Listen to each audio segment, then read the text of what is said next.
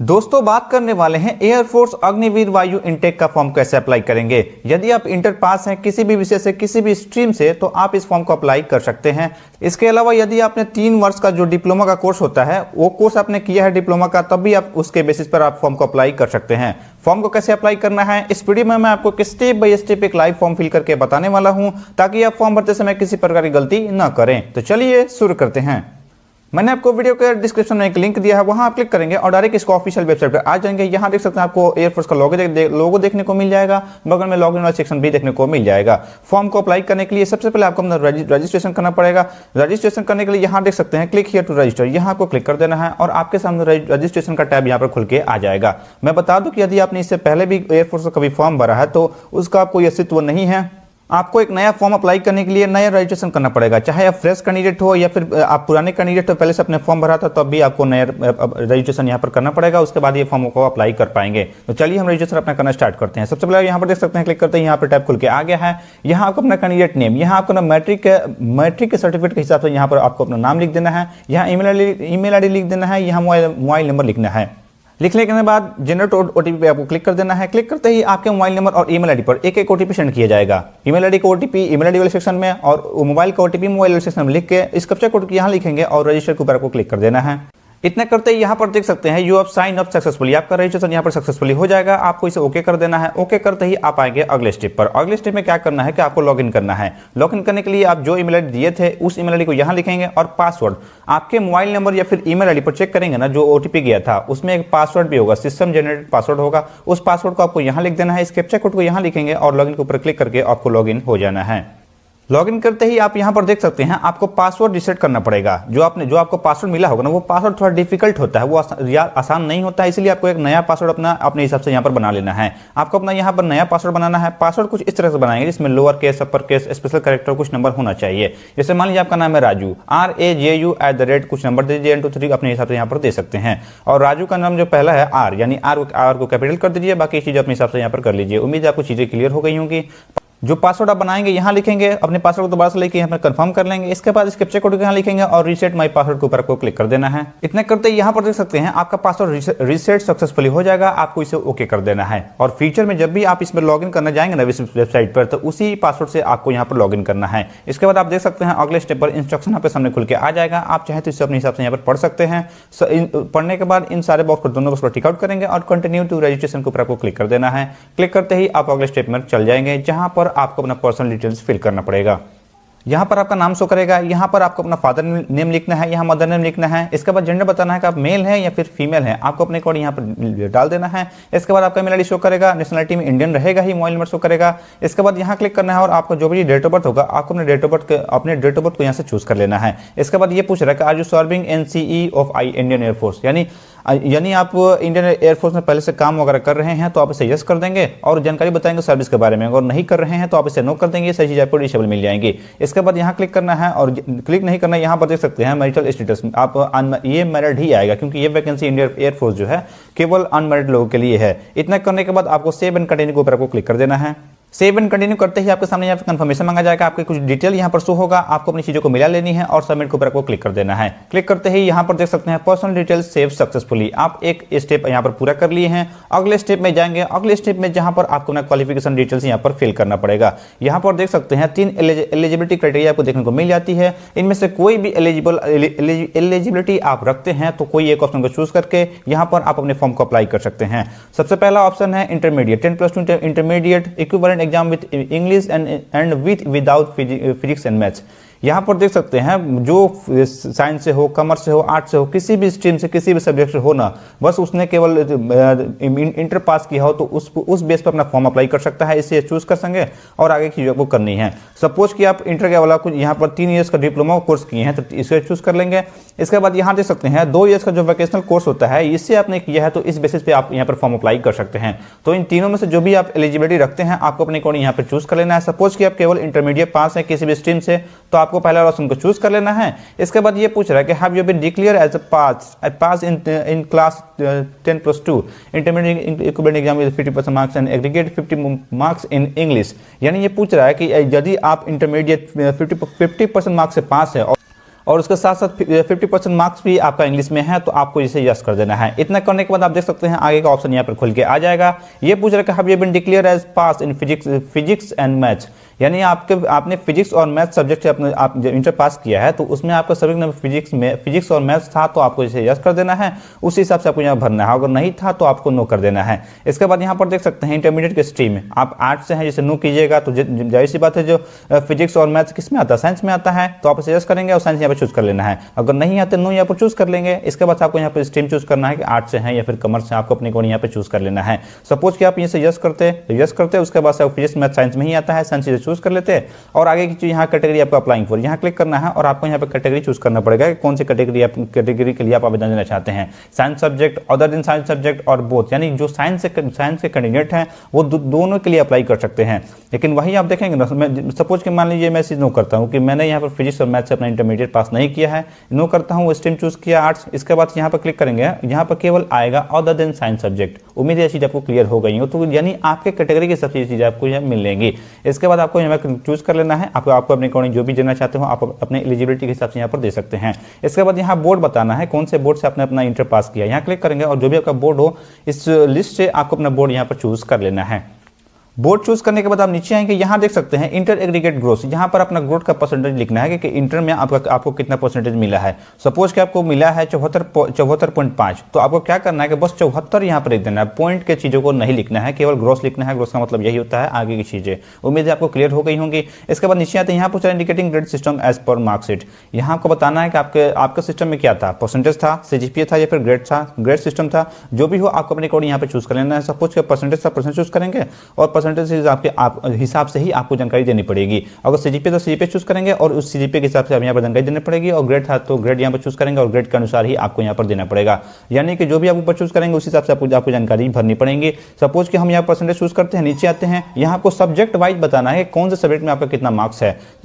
पहला है इंग्लिश, यहाँ पर सब्जेक्ट में इंग्लिश में आपको कितना मार्क्स मिला है आपको अपने को यहाँ पर भर देना है। इसके बाद टोटल मार्क्स कितना का था, तो जैसे मान लीजिए 74 मिला और 100 अंक आपका मार्क्स था पूरा, तो यहाँ पर आपको अपने को यहाँ भर देना है। इसके बाद सब्जेक्ट वाइज परसेंटेज, इसके बाद यहाँ आपको अपना परसेंटेज बता देना है कि कौन से सब्जेक्ट में कितना परसेंटेज, आपको मार्क्स के अनुसार यहाँ पर परसेंटेज भी बता देना है। यहाँ मैथ्स बताना है कि मैथ्स में कितना मार्क्स मिला है, कितना नंबर का था, और उसी हिसाब से यहाँ पर आपको अपना परसेंटेज भी बता देना है। फिजिक्स ठीक वैसे फिजिक्स को बताना है, फिजिक्स यहाँ क्लिक करेंगे और जो भी फिजिक्स का आपका मार्क्स मिला है उसको आप यहाँ पर टाइप कर देंगे, टोटल बताएंगे टोटल कितना का था और यहाँ पर परसेंटेज भी बता सकते हैं। इसके बाद यहाँ बायोलॉजी का बच्चा, बायोलॉजी आपने पढ़ा है तो उसकी जानकारी बता सकते हैं, अगर नहीं पढ़ा है तो आप इस सेक्शन को छोड़ भी सकते हैं, ये मैंडेटरी चीज नहीं है। इसके बाद नीचे आते हैं, यहाँ पूछ रहा है do you have computer knowledge, आपके पास कंप्यूटर का नॉलेज है तो आप इसे यस कर देंगे और नहीं है तो नो करेंगे। यस करते हैं तो आपको कंप्यूटर टाइप इस यहाँ क्लिक करना है और बताना है कि बेसिक आपके पास नॉलेज है, इंटरमीडिएट से फिर एडवांस, तो आपको अपनी कोड यहाँ पर चीजों को भर देनी है।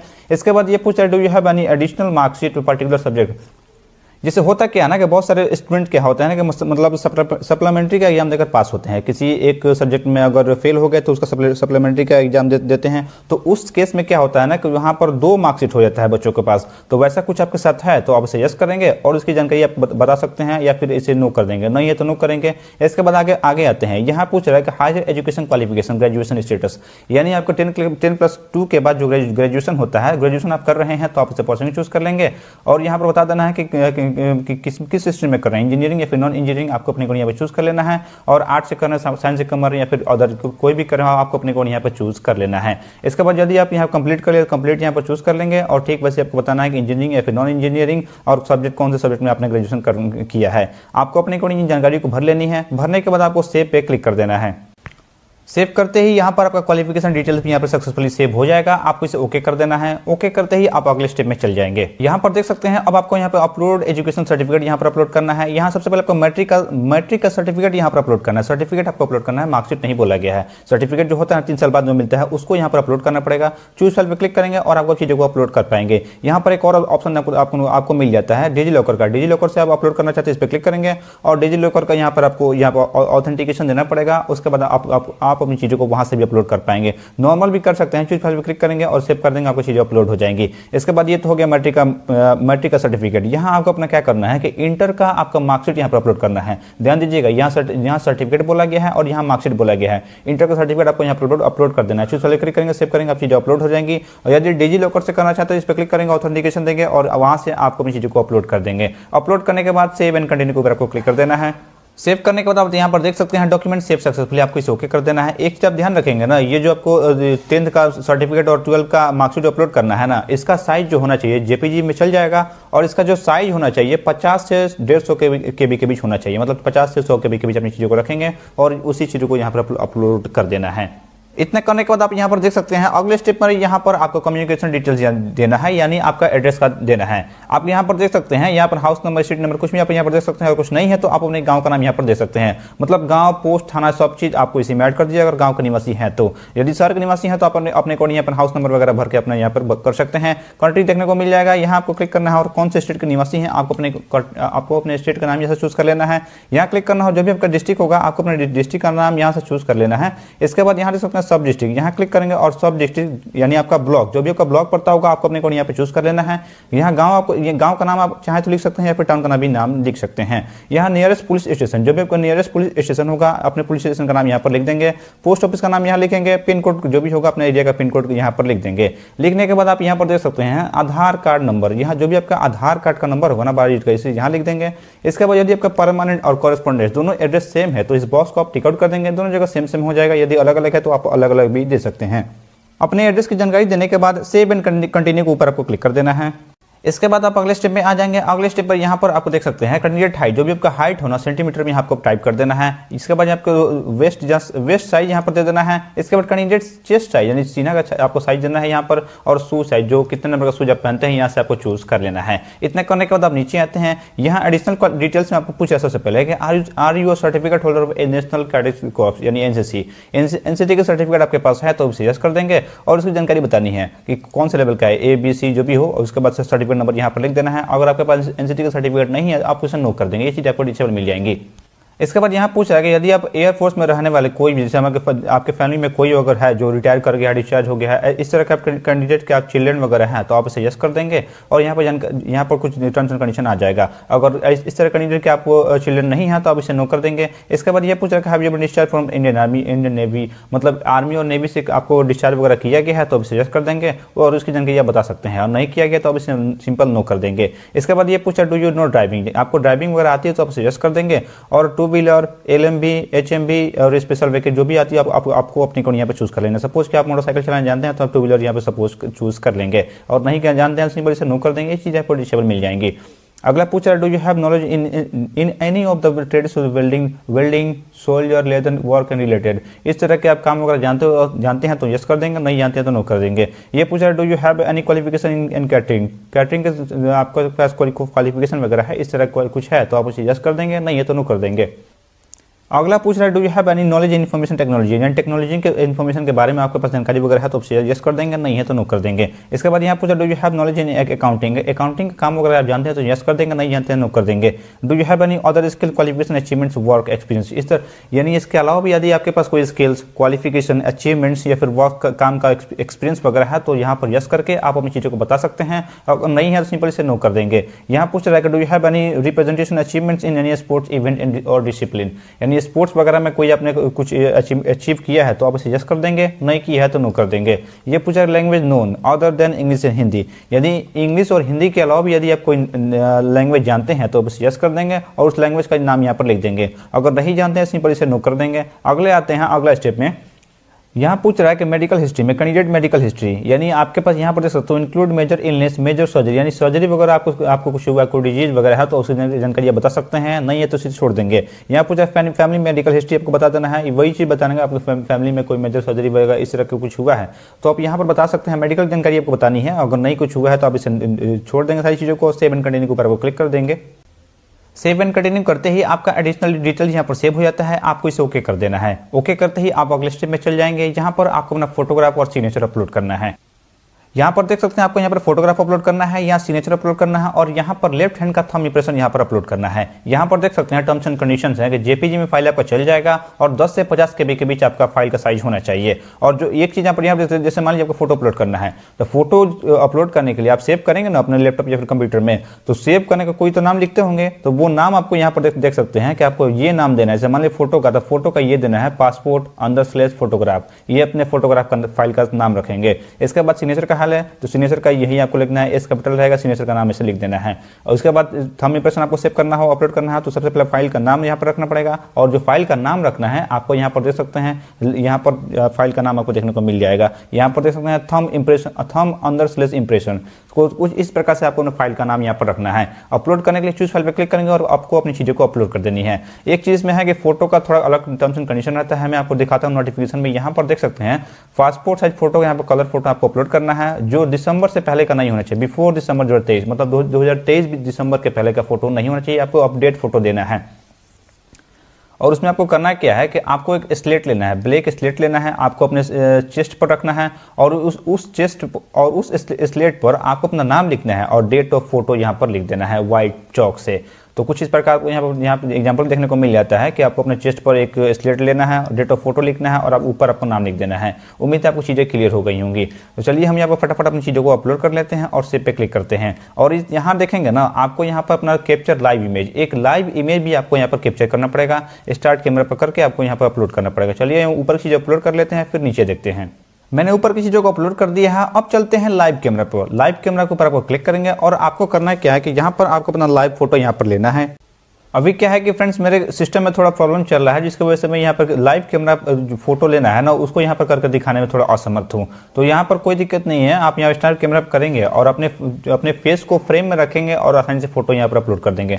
बाकी यहाँ नीचे आपको गाइडलाइन मिलता रहेगा कि आपको थोड़ा पीछे जाना है, साइड में आना है, जो भी है वो आपको फ्रेम में लाने के लिए आपको गाइडलाइन मिलता रहेगा। आप उस गाइडलाइन को फॉलो करेंगे और अपने फोटो को यहाँ पर ले लेंगे। और आगे क्या करना है कि आप उसको लेके सेव एंड कंटिन्यू करेंगे और अगले स्टेप में आप जाएंगे सिटी सिलेक्शन में। वहाँ आपको अपना एग्जाम का प्रेफरेंस देना है कि कौन से स्टेट और कौन से सिटी में आप अपना एग्जाम सेंटर रखना चाहते हैं। तो आप अपने अकॉर्डिंग यहाँ पर सेंटर चूज करेंगे और एएससी सिलेक्शन है उसको भी आप फिल कर लेंगे। उसके बाद प्रीव्यू आपके फॉर्म का प्रीव्यू खुल के आ जाएगा। जितनी भी जानकारी आपने दी है वो सारा यहाँ पर शो हो जाएगा। अपनी चीज़ों को मिला लेनी है, उसके बाद सेव एंड कंटिन्यू करेंगे। और अगले स्टेप में आपको क्या करना है कि आपको अपना पेमेंट जमा करना है। पेमेंट जमा करेंगे, जो भी आपका फॉर्म का फी लगेगा अपने पेमेंट को जमा कर देना है। पेमेंट करते ही आपका फॉर्म फाइनली सबमिट हो जाएगा। पेमेंट करने के बाद आपका फॉर्म फाइनली सबमिट हो जाएगा, तब जाकर आप अपने फॉर्म का प्रिंट आउट निकाल करके अपने पास हार्ड कॉपी अपने पास सुरक्षित रख लेंगे। तो इस तरीके से हमने जाना फ्रेंड्स कि एयरफोर्स अग्निवीर वायु इनटेक 2025 के लिए फॉर्म को कैसे अप्लाई करना है। आगे की चीज़ों को करने के लिए यदि आपको कोई कन्फ्यूजन होता है, कोई अगर आपको कुछ समझ में नहीं आता है, तो आप हमें कमेंट करके बता सकते हैं। मैं आपकी चीज़ों को वहाँ पर सॉर्ट आउट कर दूंगा। फिलहाल मैं आगे यहाँ से आगे बताने के लिए असमर्थ हूँ, जिसके लिए मैं क्षमा योग्य हूँ। आज के लिए बस इतना ही, मिलते हैं किसी नेक्स्ट वीडियो में। Thank you for watching.